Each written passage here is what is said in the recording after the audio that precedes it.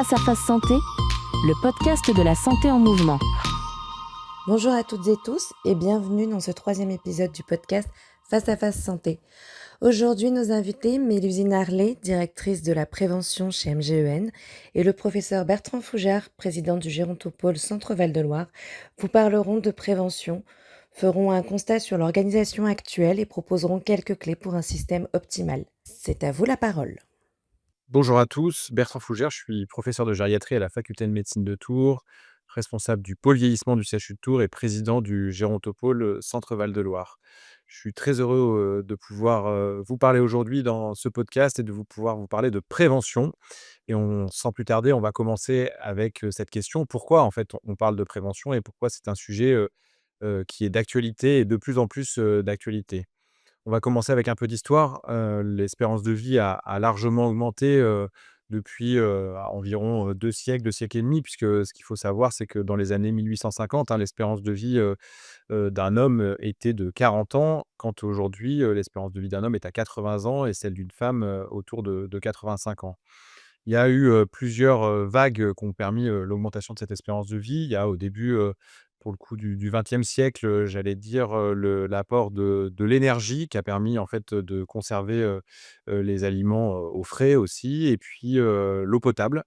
Donc, 2 mesures, j'allais dire, d'hygiène qui permettent justement, d'avoir augmenté cette espérance de vie de façon importante et puis, il y a une cinquantaine, une soixantaine d'années, un autre événement, c'est, les antibiotiques et la vaccination. En effet, on mourait, principalement de maladies infectieuses et grâce aux antibiotiques et à la vaccination et on est moins, touché par les maladies infectieuses et donc on se retrouve avec des espérances de vie, qui sont nettement augmentées.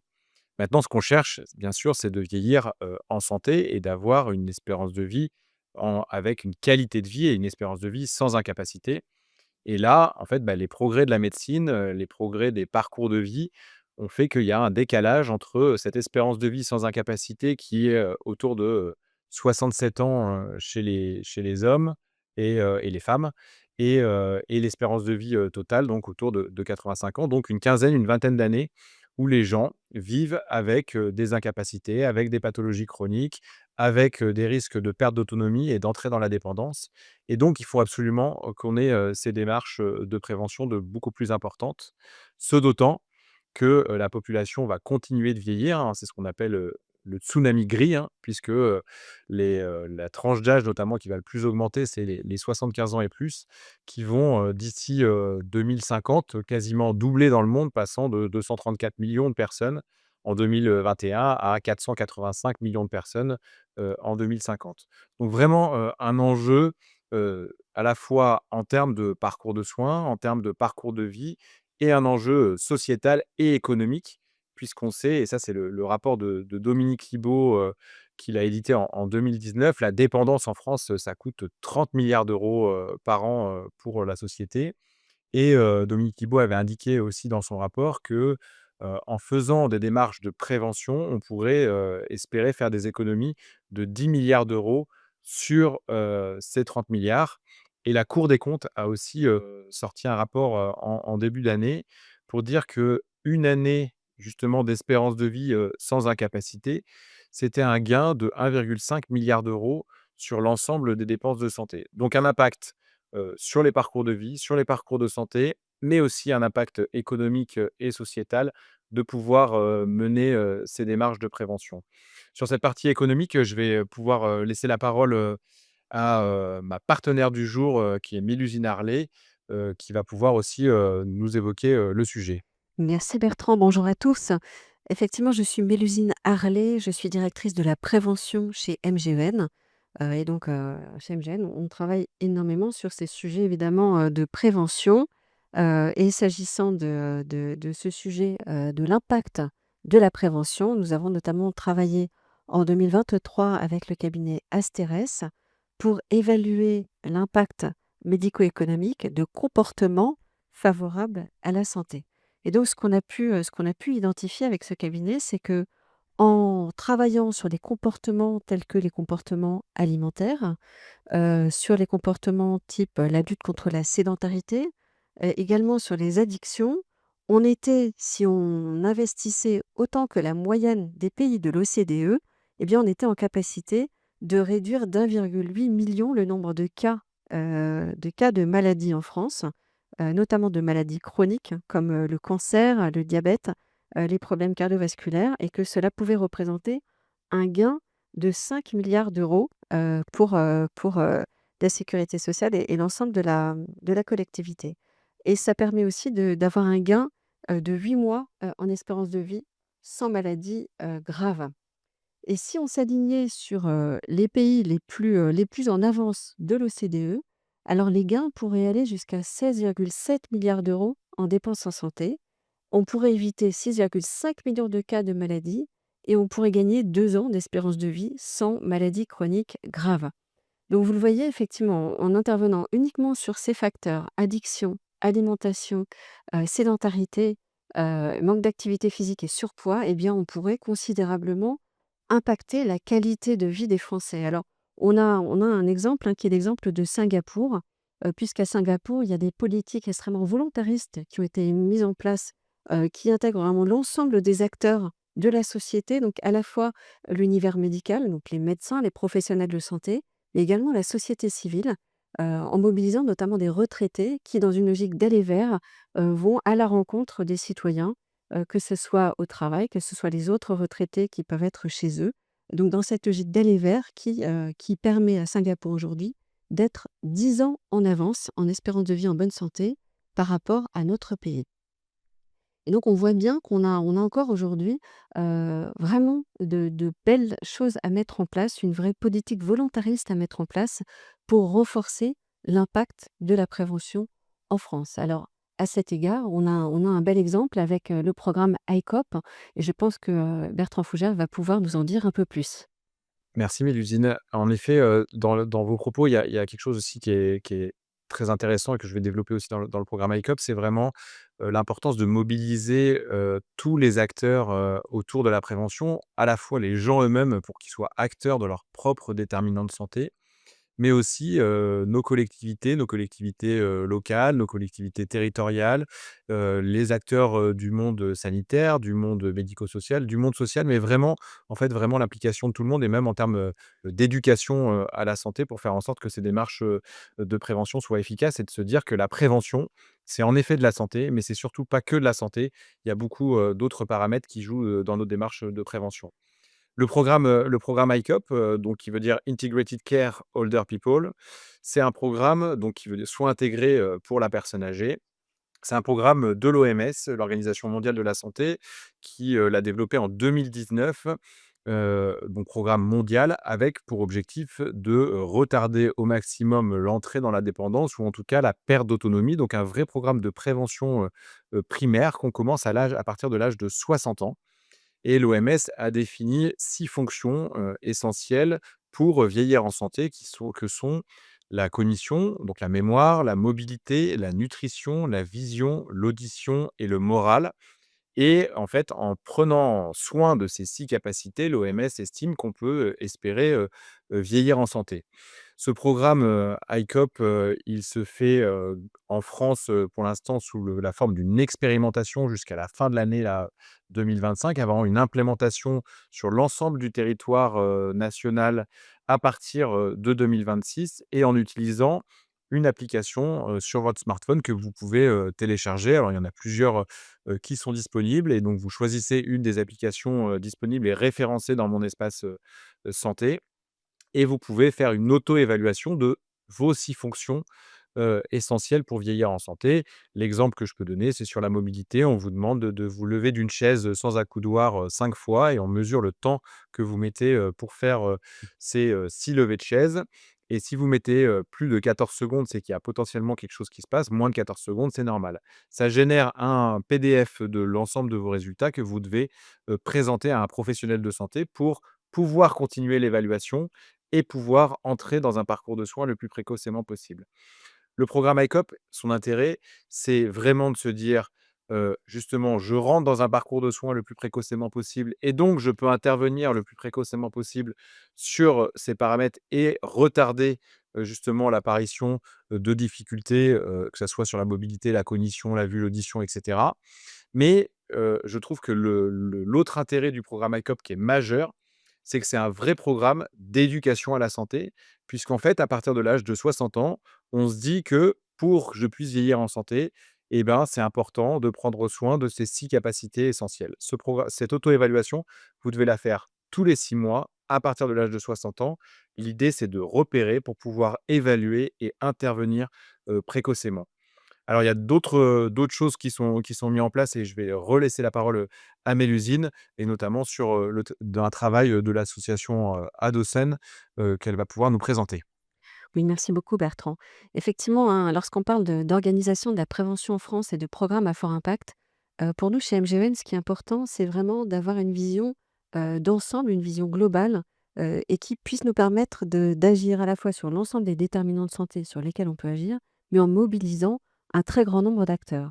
Donc il faut savoir que chez MGEN, on a touché en 2024 227 000 personnes, 227 000 adhérents, soit avec des applications digitales comme Vivoptim qui propose un parcours, assez proche d'ICOP, sauf que après le pré-questionnaire, en fait, on rentre dans un programme d'accompagnement en fonction de son niveau de risque santé et on voit avec Adozen, par exemple, dont on mesure un impact aussi, sur la santé. On voit que 72 des utilisateurs qui utilisent, Vivoptim, prennent et maintiennent des habitudes comportementales favorables à leur santé. Aujourd'hui, on a 60 000 inscrits sur Vivoptim. Et puis, Adozen, donc c'est un programme porté par cette association qui est présente partout en France, à destination des élèves, donc de l'éducation nationale. Et donc on intervient auprès des élèves en éducation et en promotion de la santé avec une approche pédagogique qui est très particulière puisque ça s'appelle la pédagogie réflexive. Donc il s'agit, d'accompagner les élèves en les encourageant à se poser des questions, à travailler finalement sur leur rapport à la santé, la manière dont ils peuvent renforcer leur comportement favorable à la santé sans être donneurs de leçons. Et ça, on pense que c'est aussi extrêmement important en termes de méthodologie. Donc Bertrand évoquait tout à l'heure le fait de prendre conscience en fait de son niveau de risque avec un questionnaire type ICOP. C'est la même chose avec Vivoptim. Avec Adozen, on va accompagner les jeunes pour qu'ils prennent conscience des déterminants favorables à leur santé dans un échange extrêmement positif et on voit que ça fonctionne vraiment très bien. Vous dire aussi par rapport à l'organisation de la prévention en France et ce que fait MGN aujourd'hui, on a, une communauté, de plus de 200, personnes, dont 25 responsables régionaux de prévention qui interviennent partout en France, qui sont des contacts privilégiés partout en France, de la fonction publique sur les sujets de prévention, soit pour nos adhérents donc dans nos contrats en inclusion, soit pour les employeurs qui souhaitent aller plus loin et notamment pour mettre en place des programmes de prévention à fort impact. Donc vous le voyez, on travaille à la fois, évidemment en tant qu'assurance auprès de nos assurés, mais également, en relation partenariale, avec les employeurs publics pour aller un cran plus loin et pour avoir un impact le plus fort possible en termes de prévention. Sachant que ce qu'on appelle de nos vœux également, et ça fait le lien avec ce qu'on disait à l'instant sur, le cercle vertueux à créer en termes d'organisation de la prévention en France, c'est de travailler plus que jamais une main dans la main avec l'ensemble des acteurs, engagés dans la prévention pour pouvoir petit à petit, créer une prévention qui a encore plus d'impact au niveau de la santé publique. Et peut-être, à ce sujet-là, Bertrand, est-ce que vous voulez, nous partager, quelles sont de votre point de vue, je dirais les forces, les faiblesses et peut-être les difficultés et les préconisations, les propositions que nous pourrions partager ensemble sur ce sujet de comment optimiser, la prévention aujourd'hui, en France? Alors, en effet, on voit bien que, il y a des enjeux qui sont forts. On voit bien qu'il y a des démarches, qui sont, largement entreprises, maintenant, à différents niveaux et pourtant, on a quand même encore du mal, à engager, les gens, à engager les professionnels, hein, autour de ces démarches de prévention. Alors, plusieurs freins, hein. En effet, si je vais sur le côté des professionnels, on se rend compte que, dans la formation, notamment des professionnels de santé, hein, on est, sur des démarches qui restent encore très curatives et très thérapeutiques, hein. On nous apprend, notamment dans des études de médecine, à repérer des symptômes. Les symptômes pour faire un diagnostic et un diagnostic pour traiter une maladie. On est encore, pour le coup, très léger, hein, sur l'ensemble des démarches de prévention qu'il faut mettre en place. De plus, c'est aussi, un critère, mais on code très bien la maladie, hein, au niveau de l'assurance maladie et donc on a des financements qui sont liés à la maladie et qui sont liés à l'activité et pas tant aux démarches, de prévention. Ensuite, si on parle des gens eux-mêmes, et ben, c'est un peu de la même manière, en fait, vous allez chez votre médecin traitant parce que, vous avez, le nez qui coule, vous avez, mal au ventre, vous avez de la fièvre, en tout cas, vous avez un symptôme qui vous dérange pour laquelle vous souhaitez que, votre médecin réponde à ce symptôme en faisant un diagnostic et en vous donnant une thérapeutique. Vous n'êtes pas encore dans une démarche, j'allais dire, de prévention, primaire en se disant: «Je vais bien, je suis en bonne santé, je veux rester en bonne santé». Est-ce qu'on pourrait, faire des examens, aussi dans ce sens-là? On a l'oncologie, hein, qui commence, largement, enfin qui a bien développé cette démarche, de prévention, notamment, sur les démarches de prévention pour le cancer du sein à partir de l'âge de 50 ans, chez les femmes, le cancer, colorectal, chez tous à partir de l'âge de 50 ans. On est dans ces démarches de prévention primaire, de repérage précoce, j'allais dire, des maladies, mais il faudrait que ça s'inclue dans quelque chose de beaucoup plus, global et tout au long de la vie, hein. Ça, c'est, ma casquette, de gériatre, mais moi, je vois que des patients âgés et c'est ce que je dis souvent, pour être une personne âgée en bonne santé, il faut déjà être un jeune en bonne santé et donc prendre soin de sa santé, c'est le faire aussi, tout au long de sa vie et donc d'avoir des démarches de prévention qui s'intègrent dans l'ensemble de notre parcours de vie et ce, dès le plus jeune âge avec de l'éducation à la santé, de l'éducation justement aux bons, paramètres de santé qui permettent, d'engager les gens tout au long de la vie et éviter, qu'on arrive sur des pathologies, chroniques qui apparaissent, puis ensuite des pathologies chroniques qui risquent de décompenser. Donc vraiment qu'on ait cette démarche beaucoup plus éducative et on voit que dans d'autres pays européens et d'autres pays, dans le monde, comme ça a été cité tout à l'heure, par Mélusine à Singapour, on voit quand il y a des démarches qui sont collectives, quand des démarches qui sont portées par tous et même au plus haut sommet de l'État, on arrive à engager, la société dans ces démarches de prévention et d'avoir, une efficacité sur ces paramètres de santé et aussi, de façon économique, qui est un sujet, qu'on doit forcément aborder, quand on parle aussi, de prévention pour les dépenses de santé dans des situations où on sait que la France, a besoin aussi de faire des économies et des économies de santé. Absolument, hein. Alors, effectivement, je réagis. Aujourd'hui, on a un vrai sujet, qui est d'arriver à prendre ce qu'on appelle le virage préventif. C'est-à-dire de passer d'une culture, finalement curative à une culture préventive qui intégrerait l'ensemble des acteurs et dans cette culture préventive, évidemment, il faut intervenir à tous les moments de vie, donc que ce soit à l'école, que ce soit au travail, que ce soit au passage à la retraite, que ce soit au moment où on devient parent. Il faut intervenir, sur, un ensemble de facteurs. Donc on évoquait tout à l'heure en prévention primaire, hein, les facteurs comportementaux. Donc c'est, l'éducation et la promotion de la santé, mais c'est pas juste l'éducation en disant: «Voilà ce qu'il faut faire», c'est aussi, heu, accompagner aux bonnes pratiques. Donc par exemple, j'évoquais tout à l'heure le sujet de la sédentarité. Eh bien si, dès l'école, on facilitait, la pratique, sportive, au quotidien, eh bien on permettrait aux élèves de prendre des bonnes habitudes qui leur permettraient, une fois adultes, de continuer leur pratique sportive. Il en va de même au travail. Si au travail, on sanctuarisait, on ritualisait, le fait que tous les jours, on a une demi heure, trois quarts d'heure, dans la journée qui est prévue pour faire une activité physique adaptée à son moment de vie et sa condition physique, mais en tout cas une activité physique adaptée, eh bien on sait qu'on pourrait avoir un impact extrêmement important. Donc il s'agit effectivement de passer d'une culture où finalement on sait ce qu'il faut faire, mais on ne fait pas beaucoup, on ne fait pas encore suffisamment, même si on l'a dit aussi tout à l'heure, l'espérance de vie a considérablement, augmenté, ces 50, ces 200 dernières années.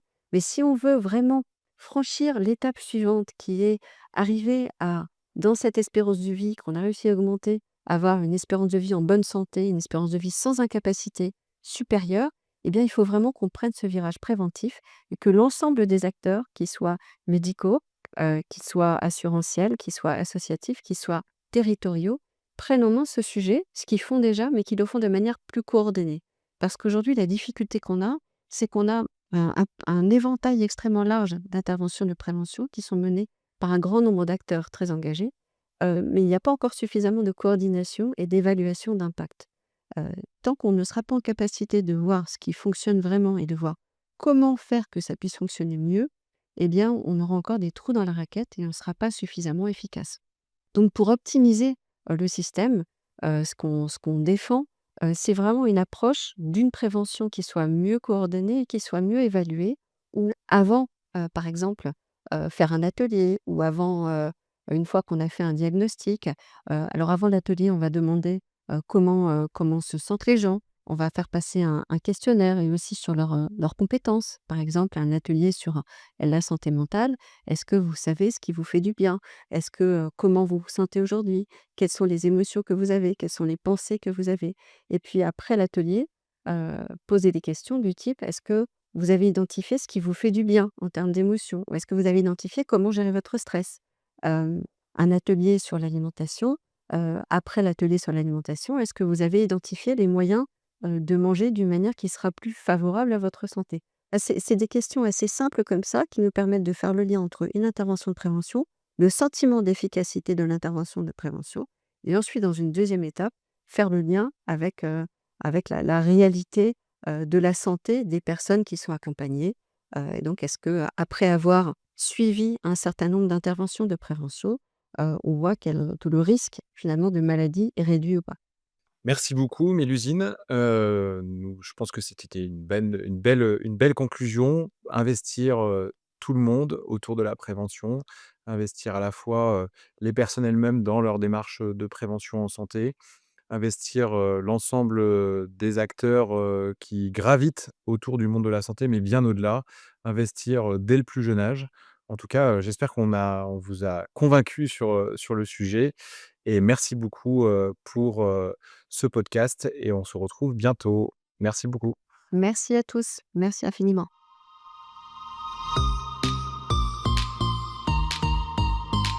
Face à face santé, le podcast de la santé en mouvement.